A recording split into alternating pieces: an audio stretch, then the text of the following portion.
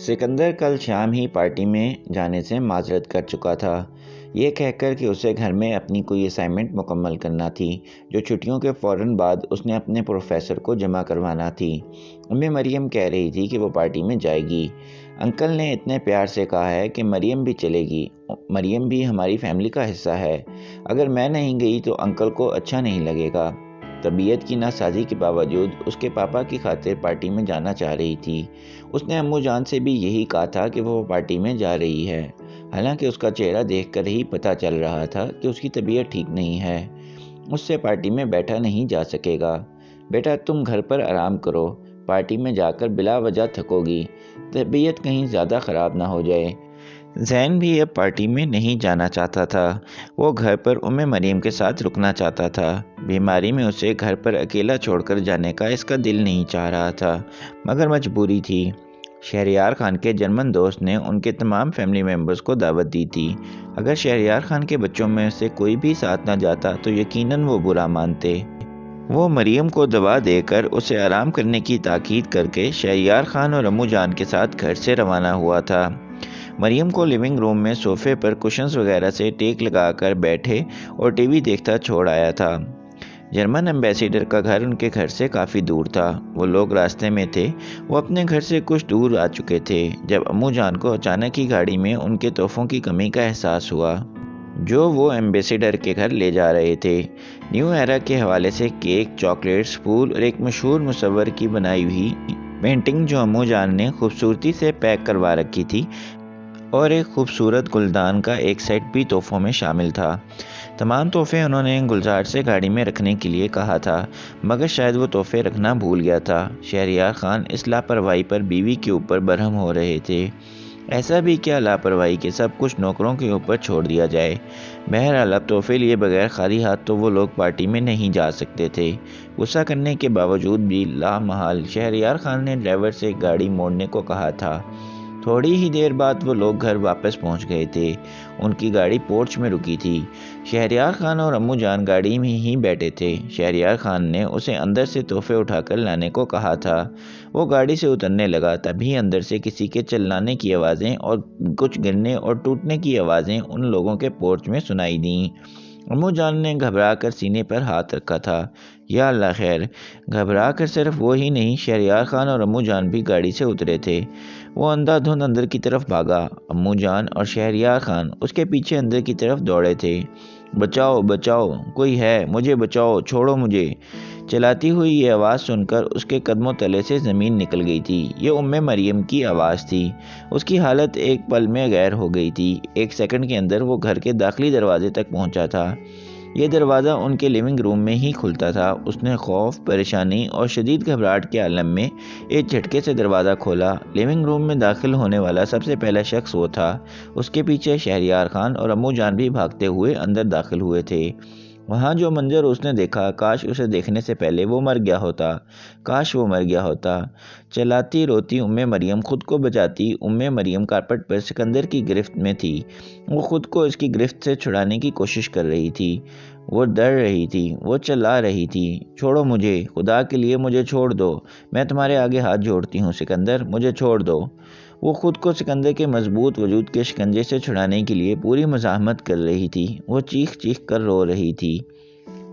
صبح 11 بجے فلورنس کی آرٹ گیلری، جہاں اس کی تصاویر کی نمائش ہونی تھی، اس کے ڈائریکٹر کا فون آ گیا تھا، یہ پوچھنے کے لیے کہ اس کی کتنی تصاویر مکمل ہو چکی ہیں۔ انہیں یہ اطمینان دلا کر کہ مقررہ وقت تک وہ اپنا کام پورا کر لے گی، اس نے چند رسمی جملوں کے تبادلے کے بعد فون پر گفتگو ختم کی تھی۔ کال ختم کرتے ہی اسے سکندر کا خیال آیا تھا۔ اس نے اپنے 2 دن کی مصروفیات بتائی تھیں اور یہ کہا تھا کہ آنے والے کل وہ اس کے ساتھ جہاں وہ کہے جانے کے لیے تیار ہے۔ اس نے فوراً ہی سکندر کو کال ملائی تھی۔ ہیلو لیزا، اس نے فون پر سکندر کی مسکراتی ہوئی آواز سنی۔ اس نے پہلی ہی بیل پر کال ریسیو کی تھی۔ کہاں ہو، کیا کر رہی ہو؟ سکندر نے دوستانہ سے لہجے میں ساتھ ہی مزید پوچھا۔ اسٹوڈیو میں ہوں، پینٹ کر رہی ہوں۔ میں نے تم سے پوچھنے کے لیے فون کیا تھا، کیا ہم کل مل رہے ہیں؟ اور کیا یہ والی کال ہے جس کا تم نے مجھ سے وعدہ کیا تھا کہ ایک پورا دن میرے لیے ہوگا؟ مسکرا کر پوچھتی ہوئی وہ دروازہ کھول کر باہر بالکنی میں نکل آئی۔ سکندر اس کی بات کے جواب میں دھیرے سے ہنسا۔ ٹھیک ہے، کل وہی والی کال ہے جس میں تم نے مجھے پینٹ کرنا ہے۔ تم یہ بتاؤ چلنا کہاں ہے؟ تم پینٹنگ کہاں بنانا چاہتی ہو؟ جگہ تو وہ اس وقت سے سوچے بیٹھی تھی جب سکندر نے اپنی پینٹنگ بنوانے پر آمادگی ظاہر کی تھی۔ اچھا ٹھیک ہے، چلنا کب ہے؟ سکندر نے فوراً ہی اس کی بتائی جگہ کے لیے اپنی رضامندی دے دی تھی۔ کل صبح میں تمہیں تمہارے ہوٹل سے پک کر لوں گی۔ اوکے مصورہ، کل میں آپ کے ڈسپوزل پر ہوں گا۔ جو جگہ آپ طے کریں، جو وقت آپ مقرر کریں۔ سکندر کے قدرے شرارتی سے انداز میں کہی بات کے جواب میں وہ کھلکھلا کر ہنسی۔ اتنے فرما بردار بنے ہوئے ہو، خیر تو ہے۔ وعدہ نبھا رہا ہوں جو میں نے اپنی رومن فرینڈ سے کیا تھا۔ وہ ابھی اس کے ساتھ ہنس رہا تھا۔ تمہاری طبیعت کیسی ہے سکندر؟ تکلیف کم ہوئی؟ میں بالکل ٹھیک ہوں۔ جتنے گھنٹے تم کل مجھے پینٹنگ بنانے کے لیے ایک ہی جگہ ایک ہی زاویے سے بٹھائے رکھنا چاہو میں بیٹھ جاؤں گا، سکندر نے مسکراتے ہوئے اس سے کہا تھا۔ سکندر سے بات ختم کرنے کے بعد وہ بالکنی میں کھڑی کل کا دن پلان کرنے لگی تھی۔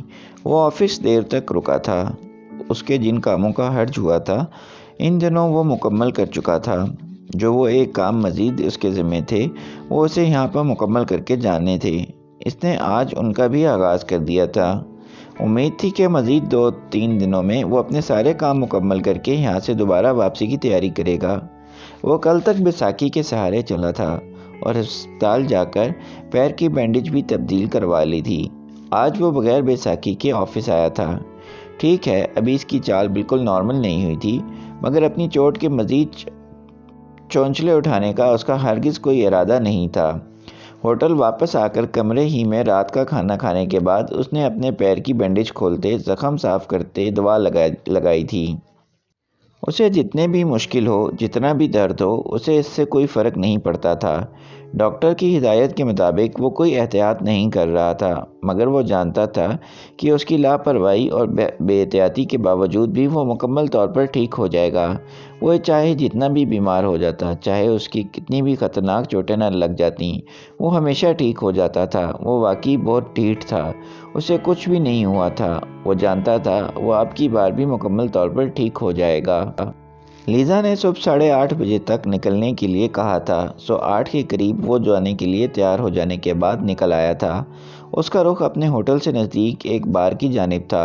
وہ بار میں آ گیا تھا۔ وہ خالص رومنوں کی طرح کاؤنٹر کے سامنے ہی اسٹول پر اپنی کافی اور ڈونٹ لے کر بیٹھ گیا تھا۔ ابھی اس نے ڈونٹ ہاتھ میں اٹھایا ہی تھا کہ اس کے موبائل پر لیزا کی کال آ گئی۔ میں نے سوچا تمہیں بتا دوں، میں گھر سے نکل گئی ہوں، 10 منٹ میں تمہارے ہوٹل میں ہوں گی، اس نے بتایا تھا۔ ہوٹل سے ذرا سا آگے چلی آنا، اس نے کافی کا گھونٹ لیتے ہوئے اس سے کہا۔ کیا مطلب؟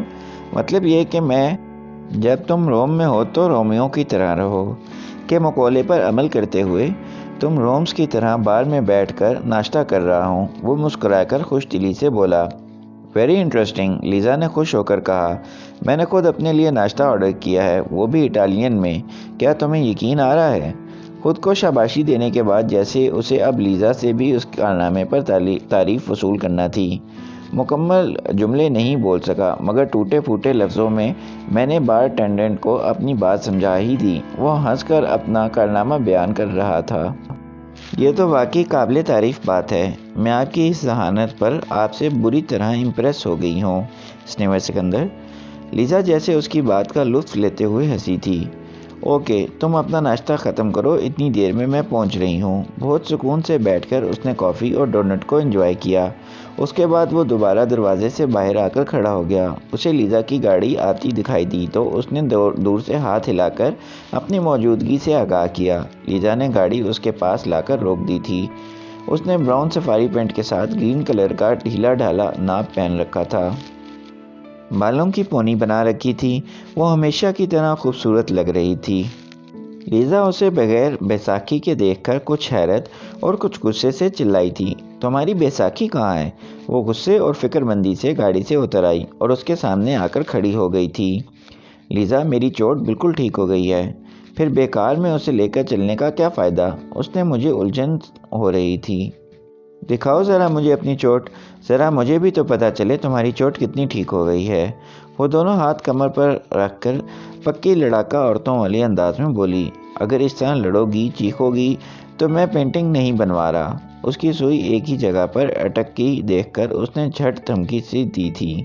ہوٹل چل کر لے لو سنیور سکندر پلیز، تمہیں چلنے پھرنے میں احتیاط کی ضرورت ہے۔ وہ اس بار نرمی اور دوستانہ انداز میں بولی تھی۔ میں نہیں لے رہا، تم نے چلنا ہے تو ایسے ہی چلو، بہت نخرے اٹھا لیے میں نے اپنی چوٹوں کے۔ وہ لاپرواہی سے بولتا گاڑی کا دروازہ کھول کر گاڑی میں بیٹھ گیا۔ لیزا باہر کھڑی اسے گھور کر دیکھ رہی تھی۔ اب چلو بھی مصورہ، مجھے گھورنے کا شوق تو راستے میں بھی پورا کیا جا سکتا ہے۔ اسے خود سے احساس ہوا تھا کہ اس کا بولنے کا لاپرواہی والا انداز، اس کی ٹون، اس کے الفاظ بہت حد تک لیزا جیسے تھے۔ اتنے دنوں سے ہر روز اس کے ساتھ ملنے اور وقت گزارنے کے بعد وہ شاید کچھ اس کے جیسا ہوتا جا رہا تھا۔ وہ مسکراتے ہوئے لیزا کے غصے سے بھرے چہرے کو دیکھ رہا تھا۔ لیزا ہار مانتی گاڑی میں آ کر بیٹھ گئی۔ اگلی قسط جلد اپلوڈ کی جائے گی۔ آپ میرے چینل کو سبسکرائب کر لیں اور بیل آئیکن کو دبا دیں تاکہ آپ کو میری آنے والی ویڈیو کے نوٹیفیکیشن ملتے رہیں۔